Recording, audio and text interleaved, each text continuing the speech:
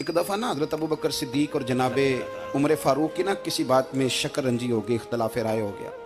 तो जनाब उमर ज़रा डाढ़ी तबीयत के बंदे थे, डांट दिया अबू बकर सिद्दीक को। तो सिद्दीक एक बार नरम बंदे थे, माड़े दा की काम मोहम्मद नस जाना या रोना। तो वो गा के ना तो पहले घर रोए, फिर हुजूर के पास चले गए। जनाब उमर कहते मुझे भी ख्याल आया कि यार ये मुझे नहीं करना चाहिए था। थोड़ी देर के बाद अच्छे लोग जो होते हैं उनका गुस्सा जल्दी उतर जाता है। कहते मैंने जाके जनाब सिद्दीक अकबर के दरवाजे पे दस्तक दी तो पता चला वो तो घर ही नहीं। मैं समझ गया, मैं डर गया, मेरी टांगे कांपने लगी। क्यों डर रहे हो उमर? फरमाने लगे इसलिए डर रहा हूं कि अबू बकर जब अपने घर नहीं होते तो दरवाजा रसूल पे हो। सारी बात तो सुना दी होगी। फरमाते मैं नबी पाक की बारगाह में पहुंचा, सामने अबू बकर बैठे हैं, पुश्त मुबारक मेरे करीम रसूल की काबे की जानब, चेहरा सिद्दीक अकबर की जानब, दोनों की गर्दनें झुकी हुई। जनाब उमर पाक फरमाते हैं कि मैं बैठा था और सोच रहा था, सलाम ली, जवाब मिला, पर